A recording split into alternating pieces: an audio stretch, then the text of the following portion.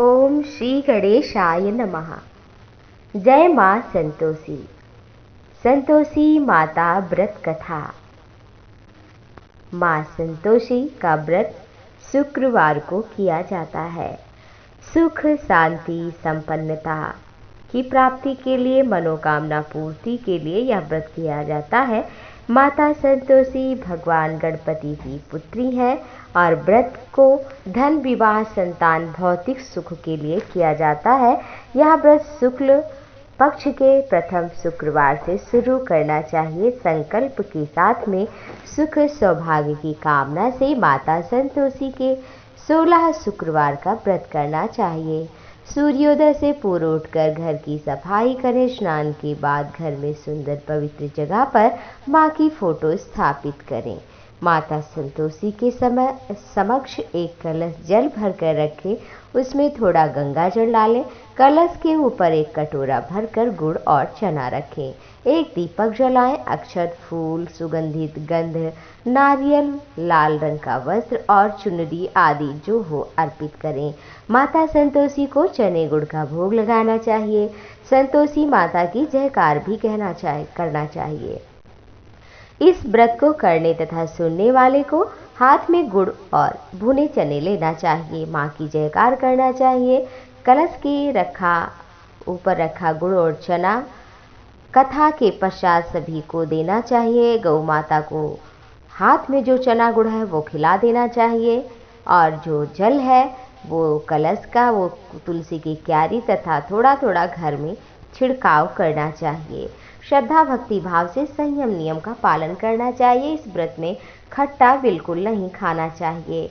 एक बुढ़िया थी जिसके 7 बेटे थे। 6 तो कमाते थे और एक नहीं कमाता था। वह बुढ़िया 6 पुत्रों के लिए फिर अच्छा भोजन बनाती थी। बचा खुचा 7वें को देती थी, परंतु वह बड़ा सीधा साधा था, कुछ सोचता नहीं था। एक दिन अपनी पत्नी से बोला, देखो मेरी माँ मुझे कितना प्यार करती है। उसने कहा, तुम्हें जो सभी का जूठन खिलाती हैं, फिर भी तुम ऐसा कहते हो। चाहे तो समय आने पर देख लो। एक दिन बहुत बड़ा त्योहार आया। बुढ़िया ने 7 प्रकार के भोजन, चूरमे के लड्डू बनाए। 7वां लड़का यह बात देखने के लिए सिर दुखने का बहाना करके पतला कपड़ा ओढ़कर सो गया और देखने लगा। माँ ने उनके लिए बहुत अच्छे आसन बिछाए और 7 प्रकार के भोजन लड्डू दिए।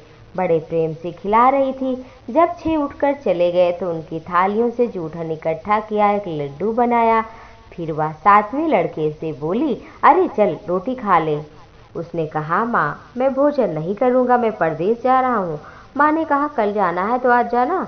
वह घर से निकल पड़ा। अपनी पत्नी की उसे याद आई। उसकी पत्नी गौशाला में कंडे बना रही थी। वह बोला, हम जा रहे हैं विदेश, हम जावे परदेश को आएंगे कछुकाल, तुम रहियो संतोष से धर्म आपनो पाल।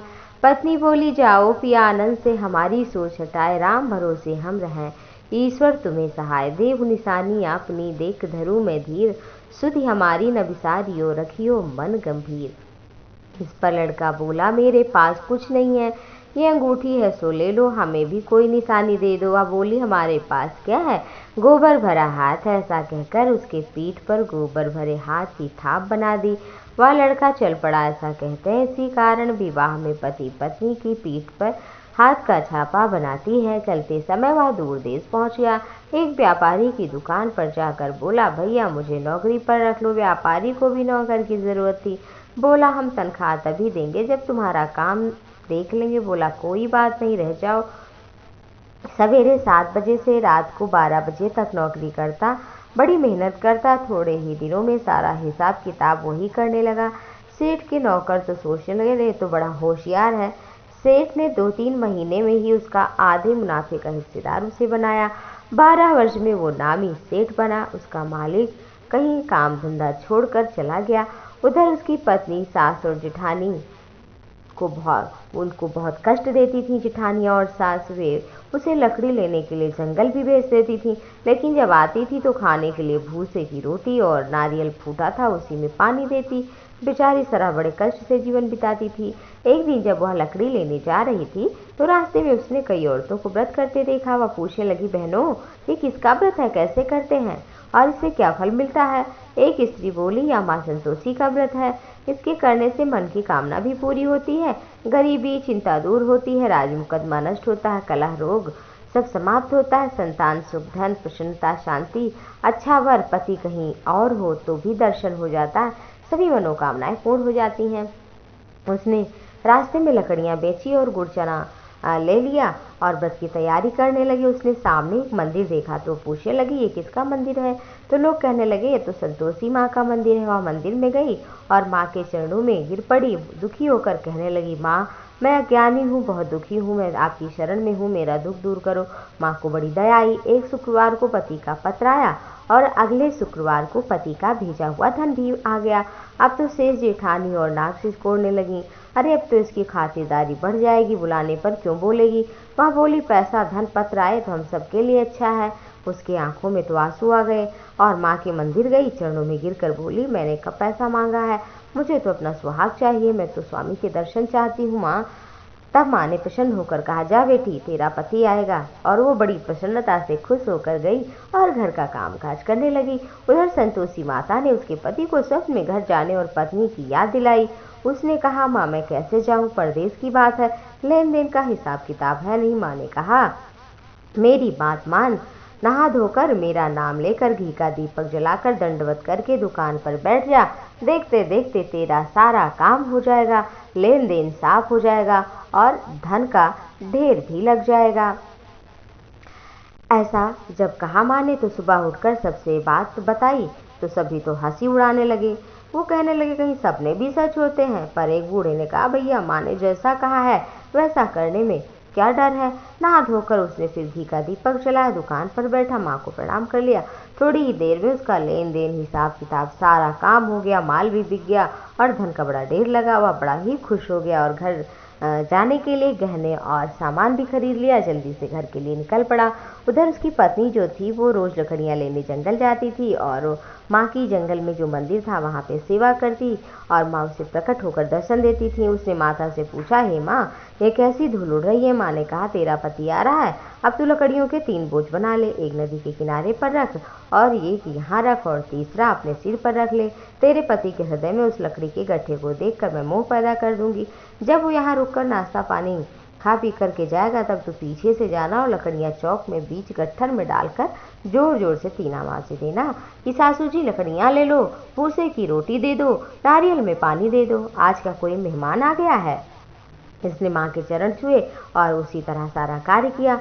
वह तीसरा गट्ठर लेकर के घर गई और जब पति पहुंचा तो पीछे से जोर से आवाजें दी, माँ गट्ठर ले लो, भूसे की रोटी दे दो, नारियल में पानी दे दो, क्या आज कोई मेहमान आया है। यह सुनकर सास बाहर आई और कपट के वचन भुलाने के लिए कष्ट को कहने लगी, अरे बेटी चल आजा आजा, तेरा पति आ गया, तू तो बस इधर उधर घूमती रहती है, चल मीठा चावल खा, गहने ये कपड़े ले, कुछ पहन ले, तू कम बात नहीं मानती। अपनी माँ के ऐसे वचन सुनकर पति बाहर आया और हाथ में अंगूठी देखा तो पूछने लगा, ये कौन है? माँ ने कहा, तेरी पत्नी, 12 वर्ष हो गए, ये दिन भर इधर उधर ही रहती है और कहीं से आ जाती है इधर उधर से, अब तुझे देखकर देखो नखरे कर रही हो। बोला, ठीक है, मैंने आपको देखा और इसे भी, अब हमें ऊपर की चाबी दे दो, मैं वहीं रहूँगा। माँ ने चाबी का गुच्छा पटक दिया, ले जाना, जैसी तेरी मर्जी। उसने तीसरी मंजिल पर सामान रखा और राजा के समान ठाट बाट वाला हो गया। अगला शुक्रवार आया। बहू ने अपने पति से कहा, मुझे संतोषी माता के व्रत का उद्यापन करना है। वह बोला, बहुत अच्छा, खुशी से कर लो। जल्दी ही उद्यापन की तैयारी करने लगी। उसने जेठ के लड़कों को भोजन के लिए कहा, उन्होंने मान लिया। पीछे से जेठानियों ने अपने बच्चे को सिखा दिया, तुम खटाई मांगना जिससे इसका उद्यापन पूरा ना हो। लड़कों ने जीम कर खटाई मांगी। बहू कहने लगी, भाई खटाई किसी को नहीं दी जाएगी, यह तो संतोषी माँ का प्रसाद है। लड़के खड़े हो गए, बोले, पैसा लाओ। वह भोली कुछ जानती नहीं थी, उसने पैसे दे दिए। इमली और खटाई खाने लगे। इस पर माँ संतोषी ने क्रोध किया। राजा के दूत उसके पति को पकड़कर ले गए। वह बेचारी बड़ी दुखी हो रोती हुई माँ के मंदिर में गई और चरणों में गिरकर कहने लगी, माता ये क्या किया, हंसाकर अब मुझे रुला रही हो। माँ बोली, पुत्री मुझे दुख है कि तुमने अभिमान करके मेरा व्रत तोड़ दिया, इतनी जल्दी सब भूल गई। वह कहने लगी, माता, मेरा कोई अपराध नहीं, मुझे तो लड़कों ने भूल में डाल दिया और भूल से मैंने पैसे दिए। हे माँ, मैं दोबारा उद्यापन करूंगी। माँ बोली, जा, तेरा पति रास्ते में मिल जाएगा। और जब निकली तो रास्ते में पति मिल गया। पूछा, कहाँ गए थे?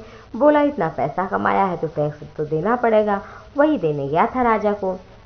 फिर दोनों हंसते खेलते प्रसन्नतापूर्वक घर गए। कुछ ही दिन बाद शुक्रवार आया। दोबारा पति की आज्ञा मांगकर उद्यापन करने लगी। फिर जेठ के लड़कों को बुलाया। जेठानियों ने कहा कि अब की बार फिर खटाई मांगना, जिससे इसका व्रत पूरा ना हो। और जब पता चला कि वो खटाई मांग रहे हैं तो कहा, हम खटाई नहीं देंगे। वो लड़के चले गए। फिर ब्राह्मण के लड़कों को बुलाकर भोजन कराया और उन्हें यथाशक्ति दक्षिणा दी। संतोषी माता बड़ी प्रसन्न हुई। माँ की कृपा से 9वें मास में चंद्रमा के समान सुंदर पुत्र हुआ। अब पुत्र को लेकर के वो घर जाने लगी। जब उसे पुत्र हुआ तो बड़ी प्रसन्न हुई और माँ के मंदिर पुत्र को रोज लेकर के जाने लगी।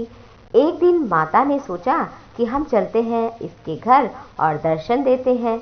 ये मेरे मंदिर मेरे दर्शन के लिए तो प्रतिदिन आती है, मुझे भी इसके घर चलना चाहिए।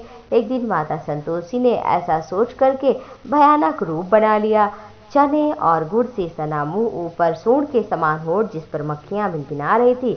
इसी सूरत में वह घर गई। देहली पे पांव रखते ही सास बोली, देखो कोई डाकिनी आ रही है, इसे भगाओ नहीं तो किसी को खा जाएगी। लड़के भाग कर खिड़की बंद करने लगे।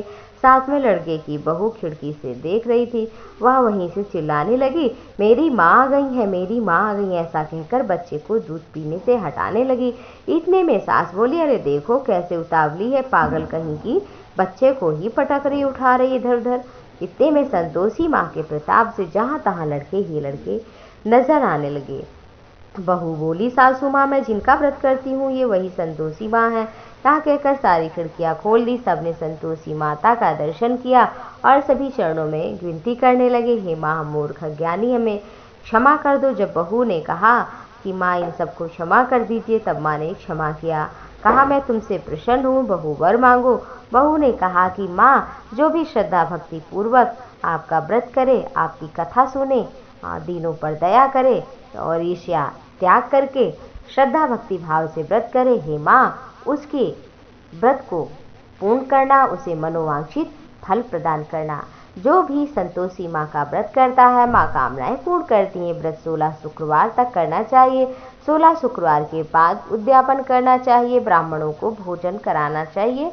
इससे माता प्रसन्न होती है, अन्न पुत्र धन देती हैं, रोग शोक का नाश करती हैं, सभी कामनाओं की पूर्ति करती हैं। बोलो संतोषी माता की जय।